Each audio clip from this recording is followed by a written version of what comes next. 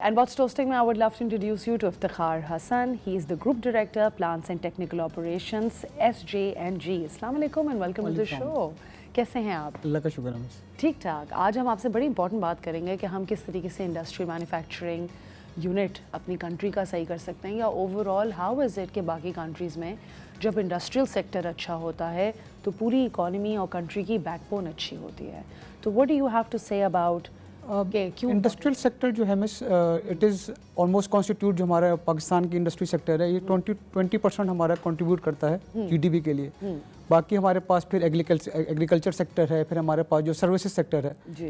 तो 20% of the GDP जो है हमारा इंडस्ट्री सेक्टर कंट्रीब्यूट करता है। और इसमें अगर आप इसकी बाइफर्केशन देखेंगे, mainly 60% mostly textile, then food items है, फार्मास्यूटिकल है, सर्जिकल आइटम्स है, तो इसकी डिफरेंट डिस्ट्रीब्यूशन है। तो इंडस्ट्री सेक्टर जो है वो ऑलमोस्ट वो एंड ऑब्वियसली इंडस्ट्री सेक्टर इसलिए इम्पोर्टेंट है बिकॉज उसी से जॉब्स बनती हैं, उसी से एक्सपोर्ट्स होता है, वही आपकी उसी के ऊपर लॉजिस्टिक्स है, राइट? सो ऑब्वियसली अच्छा, आपको लगता है कि कंट्री के लिए एक इंडस्ट्रियल सेक्टर बहुत इंपॉर्टेंट रोल प्ले करता है?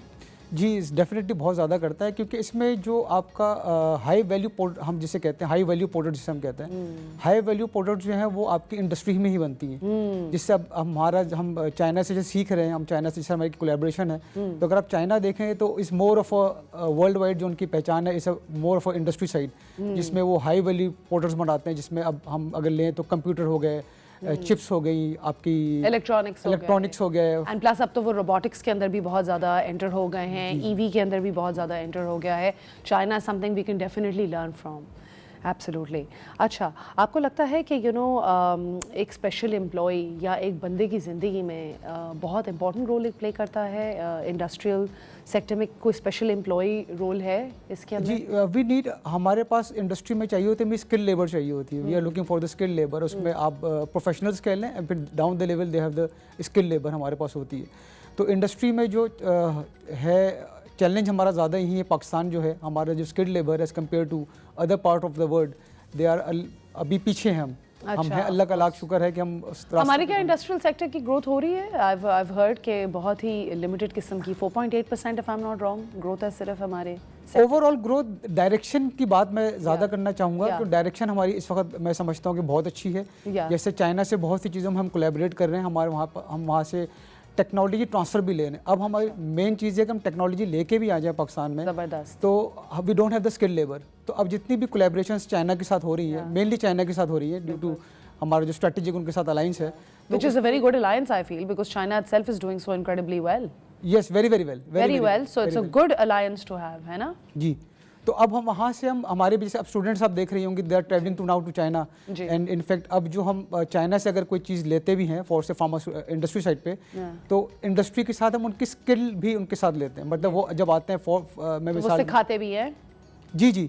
जैसे अगर मैं मिसाल दूँ आपको, वैक्सीन्स की बात करते हैं पाकिस्तान में, जब क्योंकि कोविड एक बड़ा सभी को पता है, तो जब पाकिस्तान में वैक्सीन बनने की बात हो रही थी, आज भी बहुत सी ऐसी चीज़ें हैं जो पाकिस्तान में नहीं बन रही, तो हम उसमें टेक्नोलॉजी भी लेके आ रहे हैं, इक्विपमेंट भी लेके आ रहे हैं, उसके साथ ही हम उनके साथ उनकी स्किल लेबर भी, उनसे ट्रेनिंग एंड डेवलपमेंट वाला पार्ट जो है। How amazing. अगर आप देखें तो जिस तरह जितनी इकोनॉमिक्स मुझे याद आ रही है अभी, और जितना इंडस्ट्रियल हमने पढ़ा है, तो ये एक वाहिद है सेक्टर जिसके अंदर आप अपवर्ड ग्रोथ करते हो, यानी कि आप एज अ लेबर आए, फिर आप सुपरवाइज़र बने, फिर उसके बाद नहीं, आप फिर मिडिल मैनेजर बनते हो, फिर आप सुपरवाइज़र बनते हो, राइट? तो ये अपवर्ड बिल्कुल राइट, सही है। तो what industry do you think we should focus on in Pakistan? इसमें मेनली जैसे मैंने आपसे शुरू बात की, जैसे कंप्यूटर है आपके पास, हाई टेक जिससे हम इक्विपमेंट्स कहते हैं ना, उसमें मोबाइल की इंडस्ट्री है। उसके अलावा अभी हमारे पास जो बहुत स्ट्रेटेजिक हमारे पास एक है, वो हमारे पास जो मादनियात, आप हम सब बचपन से हमने सुनते आ रहे हैं, जो मादनियात हमारे पास हैं, तो उसमें हमारे पास मैं समझता हूँ कि बहुत बड़ा, जैसे हमारे पास जो रिजर्व्स हैं, जिसमें कॉपर है आपके पास, गोल्ड के रिजर्व्स हैं आपके पास, कोल के रिजर्व्स हैं आपके पास। उसके अलावा अब जैसे हम सुनते हैं मिनरल्स की पूरी इंडस्ट्री है, बहुत बड़ी इंडस्ट्री है मिनरल्स आने वाले वक्तों में। तो उसमें लिथियम जैसे हम सुनते हैं, जो जैसे हमने ईवी की बात की, इलेक्ट्रॉनिक्स की बात की, तो उसमें ये यूज़ होते हैं। अच्छा, ज़बरदस्त। जी, इसी तरह तो हमारे पास तरीके हैं इनको एक्सट्रैक्ट करने के, रॉ मटेरियल देखें, raw material is also very big part of manufacturing industry. उसके लिए भी स्ट्रेटेजिक अलायंसेस अभी हो रहे हैं। जैसे अभी आपने रेक्रोटेक का सुना होगा, तो रेक्रोटेक is one of the part जहाँ पे हमारी इंटरनेशनल कोलैबोरेशन थी। अच्छा जी, तो उसी तरह फिर अब आगे मूव करें तो हमारे पास जो है सी का जो हमारा साइड है जिसे हम ब्लू इकोनॉमी कहते हैं, तो ब्लू इकोनॉमी में है जिस तरह का सी फूड, अभी आपने अगर रिसेंटली देखा होगा तो हम सी फूड एक्सपोर्ट नहीं कर सकते थे यूएस। अभी रिसेंटली हमें यूएस ने अलाउ कर दिया है to export our seafood to US. पहले हम क्यों नहीं कर सकते थे? उनके कुछ कंप्लायंसेस मीट नहीं कर पाते थे तो। अच्छा, ये एक और चीज़ वैसे आपने बड़ी अच्छी पॉइंट आउट की है, इंडस्ट्री, मैन्युफैक्चरिंग इंडस्ट्री में खासतौर पे ये चीज़ बड़ी ज़रूरी है कि हम सर्टिफिकेशंस भी लें। क्या हम सर्टिफिकेशंस ले रहे हैं? हम लोग तो बेसिकली ज़्यादा फोकस, बेसिकली वो क्या होता है, कॉस्ट ओवर वैल्यू, कि हम लोग अपना लर्निंग कर्व इस तरीके से करें कि हम लोग बाहर भेजें सर्टिफिकेशंस करके। तो हमारी इंडस्ट्री में है, टेक्सटाइल में भी है सर्टिफिकेशन, क्योंकि वो लेते ही, अगर आप ईयू साइड पे भी देखें जैसे हमारी टेक्सटाइल्स हैं तो they are majorly towards the US side, फिर उसके बाद ईयू सियालकोट का क्लस्टर्स, बहुत सी सर्टिफिकेशन हैं और उसमें फार्मास्यूटिकल अगर देखें तो फार्मास्यूटिकल साइड पे भी हमें इंटरनेशनली, जैसे WHO का आपने नाम सुना होगा, जी जी बिल्कुल, तो हमें WHO सर्टिफिकेशन लेनी पड़ती है। उस स्पेसिफिक कंट्री से हमें एक्सपोर्ट के लिए जो है वो उनका ऑडिट करवाना पड़ता है, चाहे वो टेक्सटाइल हो चाहे वो कोई भी और सेक्टर हो। सी फूड भी ले लें तो जब तक आपके पास उनके एक्सपोर्ट के सर्टिफिकेशन नहीं होंगे तो आप एक्सपोर्ट नहीं कर सकते। मीट एक्सपोर्ट करना चाहें तो उनके रेलिवेंट सर्टिफिकेशन अगर आपको इंडस्ट्री के नहीं होंगे तो आप एक्सपोर्ट नहीं कर सकते। तो अब हमें मिल गया है ये सर्टिफिकेशन, हमें मिल गया है सी फूड के लिए, जो कि बड़ी बात है। यूएस के लिए, जी यूएस के लिए मिल गया, दैट्स अमेजिंग। ठीक है, तो आपको लग रहा है कि कोई हम मेजर्स ले सकते हैं अपनी इंडस्ट्री को और बेहतर करने के लिए? अगर हम देखें तो हम सिर्फ 0.8% खर्च करते हैं अपनी जीडीपी का एजुकेशन पे, सिर्फ 0.9% करते हैं हेल्थ केयर पे, राइट? तो ये अभी भी बहुत कम है ग्लोबल लेवल से, 4% होना चाहिए। हेल्थ में तो एटलीस्ट जो इंटरनेशनल स्टैंडर्ड्स हैं जैसे कि यू शुड बी 5% हमारे पास हेल्थ पे होना चाहिए। हेल्थ और एजुकेशन पे भी इसी तरह हमारे बजट बहुत कम है, बिल्कुल, तो उसमें बजट मेरा ख्याल है बढ़ाना चाहिए, बिल्कुल, हेल्थ और एजुकेशन साइड पे। तो ये बढ़ेगा, आपको लगता है ये फाइनेंशियल इंशाल्लाह बढ़ेगा? इंशाल्लाह बढ़ेगा। और आपको लग रहा है कि हम लोग जो है वो बेसिकली रिलायबिलिटी की तरफ ज़्यादा जा रहे हैं अपनी इंडस्ट्री में, कि हम लोग जब लोग हमसे चीज़ें लेते हैं तो हम कंप्लायंस और रिलायबिलिटी मीट कर रहे हैं क्या लोगों की? जी डेफिनेटली कर रहे हैं। जैसे मैंने आपको कहा ना, टेक्सटाइल अगर हमारी मेजरली अगर आप देखें तो टेक्सटाइल मेजर मार्केट हमारी यूएस है, देन ईयू है, तो बाकी दूसरे कंट्रीज हैं उसके बाद। बिल्कुल, तो डेफिनेटली रिलायंस है, और अब बड़े ब्रांड्स भी देखेंगे जैसे लिवाइस है, जितने भी ब्रांड्स हैं दे आर इन पाकिस्तान। तो आई थिंक कि जो हमारा अब डायरेक्शन पाकिस्तान का हमारा बन गया है, आने वाला वक्त इंशाल्लाह बहुत अच्छा होगा इंशाल्लाह। Well that's great. अच्छा, तो आपको लगता है कि औरतें भी इस मैन्युफैक्चरिंग इंडस्ट्री में थोड़ा एक्शन ले रही हैं, आ रही हैं? ये भी हमारी एक पूरी वर्कफोर्स है। औरतें देखें अपैरल में, फार्मा में, मेडिकल फील्ड्स में बड़ा अच्छा परफॉर्म करती हैं। फीमेल्स, क्या हम काउंट कर रहे हैं औरतों को? फीमेल्स को अब इंगेज अप करा जा रहा है। वैसे अगर आप इंटरनेशनल स्टैंडर्ड्स पे देखेंगे तो हमारे पास जो फीमेल वर्कफोर्स है जैसे 23 to 25% हमारे पास है, जबकि इंटरनेशनली इसको कहते हैं कि 50% आपके पास जो फीमेल, मैं उन परसेंटेज की बात कर रहा हूँ जो अवेलेबल है काम करने के लिए। मैं पूरी फीमेल स्टाफ की उनकी बात नहीं कर रहा, फीमेल जी जी बिल्कुल, ऑफ कोर्स। जो लॉट हमारे पास अवेलेबल है उसमें से 23% to 25% एंगेज होता है। अच्छा, जबकि इंटरनेशनली स्टैंडर्ड ये है कि इट शुड बी 50% जो आपके पास अवेलेबल वर्कफोर्स है। बिल्कुल बिल्कुल। अगर यही हम चाइना में देखें तो इट इज 60% जो उनकी लेबर है। अच्छा, वर्कफोर्स डेफिनेटली आपको वर्कफोर्स ही अल्टीमेटली चाहिए होती है। बिल्कुल बिल्कुल। तो पाकिस्तान में क्योंकि ज़ाहिर बात है जब खवातीन हमारी घर से निकलती हैं तो उनके पास एक ट्रांसपोर्टेशन में समझता हूँ बहुत बड़ा गैप आता है। Absolutely. फिर एक हमारी कुछ सोशल नॉर्म्स हैं जहाँ पे अपनी बहन बेटियों को थोड़ा सा रिस्ट्रिक्शन है। बट आपने जैसे कहा भी टेक्सटाइल इंडस्ट्री में, फार्मास्यूटिकल इंडस्ट्री में, नर्सिंग साइड पे अगर आप देखें तो आपको फीमेल्स बहुत मिलेंगी माशाल्लाह। बिल्कुल, absolutely great. And you know Iftikhar, अगर मैं आपसे इसी तरीके से एक सवाल पूछूं कि यू नो लेबर प्रोडक्टिविटी होती क्या है, पहले आप मुझे ये बताएं। हम लेबर प्रोडक्टिविटी गेज कैसे करते हैं और पाकिस्तान की लेबर प्रोडक्टिविटी कैसी है compare to other countries? Labour productivity Pakistan की पिछले 2 डेकेड्स में जो ग्रो करी ना, वो तो ऑलमोस्ट जो परसेंटेज उसमें देखेंगे तो this 1.8%। And if you compare, आप इसको चाइना से कंपेयर करते हैं तो उन्होंने ग्रो किया है विद 6.6। अच्छा, हमारी लेबर प्रोडक्टिविटी जो है एज़ कम्पेयर टू हमारा, क्योंकि पे स्केल भी कम है एज़ कम्पेयर टू, अब पहले हमारे जैसे हम चाइना को कहते थे कि चाइना में जो है लेबर सस्ती है, अब चाइना में लेबर सस्ती ही नहीं है, अब चाइना में लेबर महंगी है, पाकिस्तान में सस्ती है, जो कि हमारे आने वाले वक्त में पाकिस्तान के लिए मैं समझता हूँ कि बहुत बड़ी वर्कफोर्स हमारे पास अवेलेबल है। जो प्रॉब्लम है हमारे पास वो प्रोडक्टिविटी का ही है, क्योंकि हमारा एम्प्लॉई जो है वो उस तरह से स्किलफुल, मैंने आपसे जो बात की, स्किल नहीं है, और इंडस्ट्रियलिस्ट जो है बेसिकली वो नहीं हम इतना एंगेज कर पाते अपने एम्प्लॉयज़ को ड्यू टू मल्टीपल रीजंस। तो ऐसे इंडस्ट्रीज जो है वो भी उसको एंगेज करना पड़ता है, वो स्पेसिफिक ट्रेनिंग्स अलाइन करे उस लेबर की अपने। अच्छा, जैसे मैं आपको मिसाल दूं कि अगर आप कोई काम पाकिस्तान में लेबर से करवा रहे हैं और एज़ कम्पेयर टू चाइना में करवा रहे हैं, जैसे आपने बात की इंटरनेशनली आप जाते हैं तो आपको डिफरेंस नज़र आता है। आप अगर यूरोप साइड पे चले जाएं तो आपको मशीन पे जो लोग काम करते मिलेंगे, वो स्किल लेबर मिलेगी, उनके सर्टिफिकेशन मिलेंगे, रेलिवेंट सर्टिफिकेशन मिलेंगे। पाकिस्तान में भी नहीं है इस तरह लेबर, हमारी स्किल फोर्स पे भी नहीं है।